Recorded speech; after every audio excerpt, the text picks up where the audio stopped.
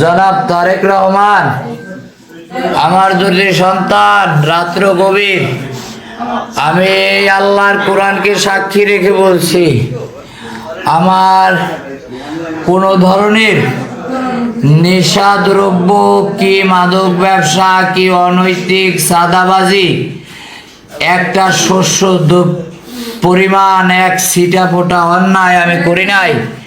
আমি এই পবিত্র কোরআন নিয়ে বলছি, আমাকে ঘরে এসে মেরে রক্তাক্ত জখম, এই যে 2 ঘন্টা পরে প্রশাসন আসছে, আমার ঘর সমস্ত জায়গায় রক্তাক্ত।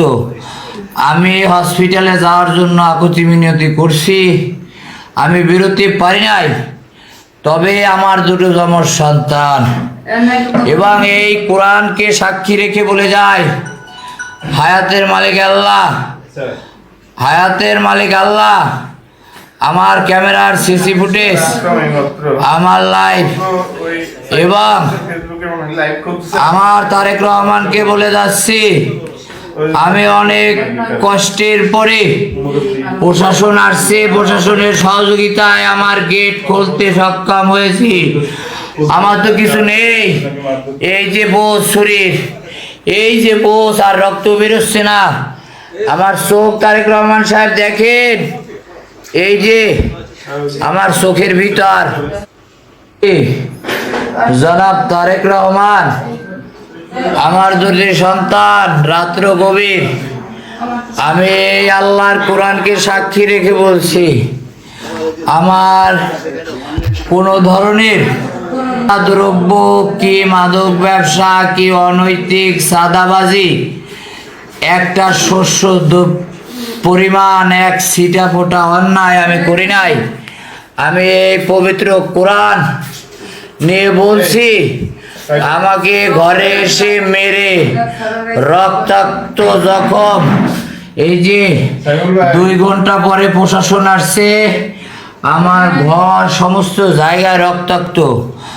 আমি হসপিটালে যাওয়ার জন্য আকুতি মিনতি করছি, আমি বেরোতে পারি নাই।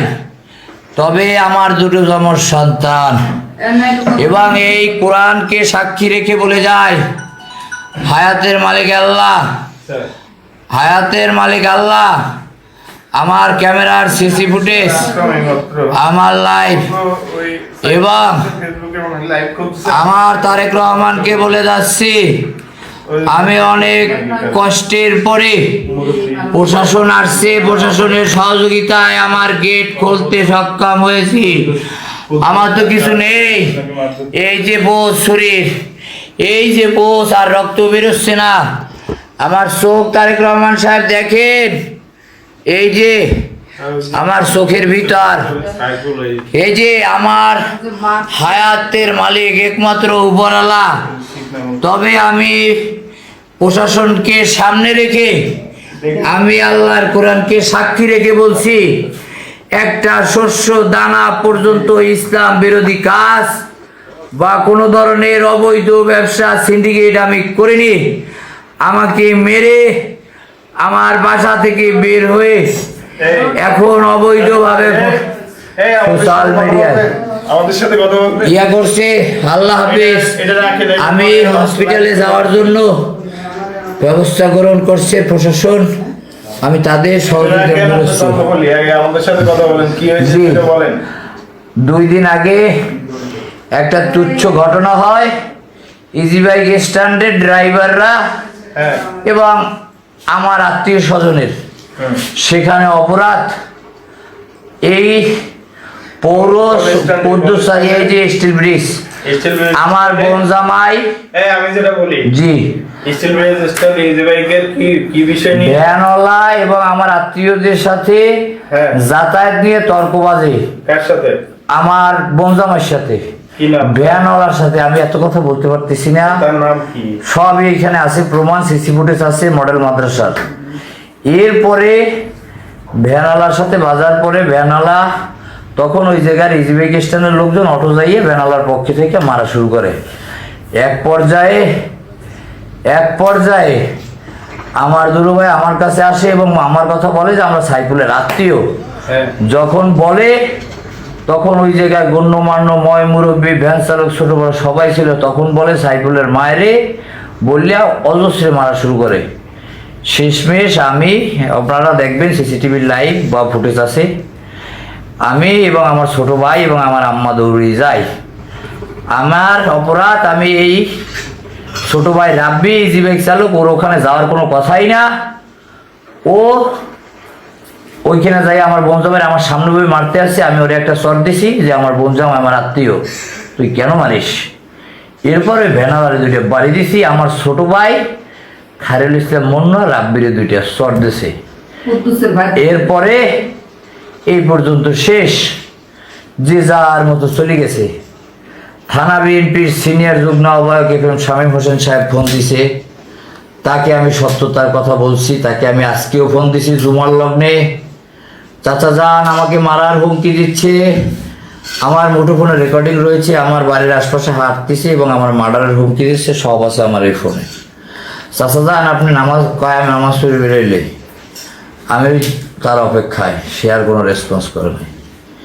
আমি খানা খাই, ওই যে প্লেট খাচ্ছি, এমতো অবস্থায় পৌর স্বেচ্ছাসেবক দলের সদস্য সচিব আমাকে ফোন দেয়, কই তুই মাদার চোত বাজার, নাম কি মেহেদি হাসান কুদ্দুস। বাজার কি হয়েছে? আমি তো ঘরে, আমি তোর বাসার সামনে বাইরে। আমি বাজান কি হয়েছে, তুই রাব্বিরে মারলি কেন?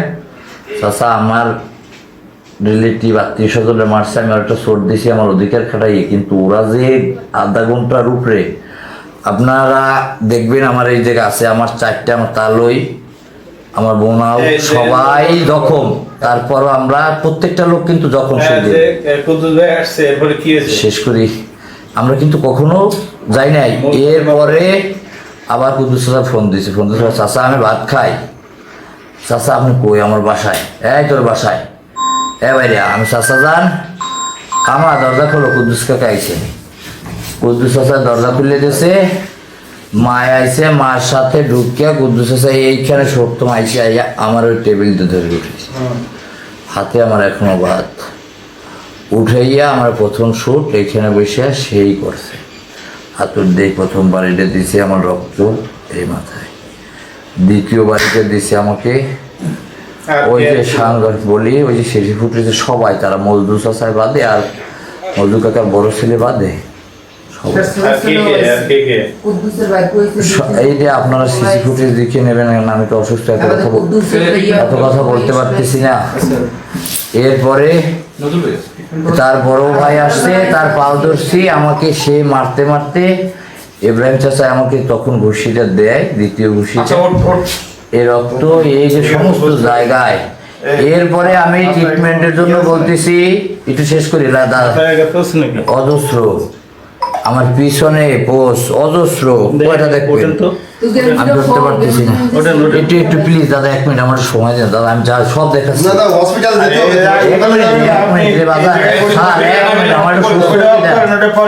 আমি একটু সুস্থ হইতে দেন, আমি একটু সুস্থ হইতে দেন প্লিজ।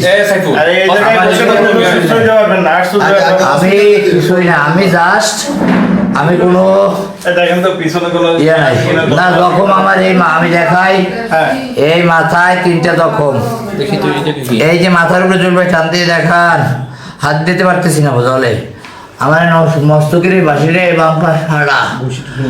এরপরে এই যে পোশাকটা, এই যে চোখের ভিতরটা মনীষও কাটা, প্লিজ আমি করতে পারতেছি না দাদা, আমি যাচ্ছি। এরপরে শেষ করে যখন তারা রেকর্ডিংটা করতেছে, শেষ পর্যন্ত আমি যাবো। আমার ঘরে ঘরোয়া ডাক্তার নিয়ে আসছে, আমাকে বলছে যে বাইরে কোনো যাবে না, প্রশাসন যাবে না, কিন্তু ডাক্তার 2 তারা নিয়ে আসছে, তারা ট্রিটমেন্ট আমাকে দেয় নাই। এবং আমি ডাক্তার বলতে কেউ আসতেছে না, আমি বাঁচতে চাই, আমাকে বাঁচান।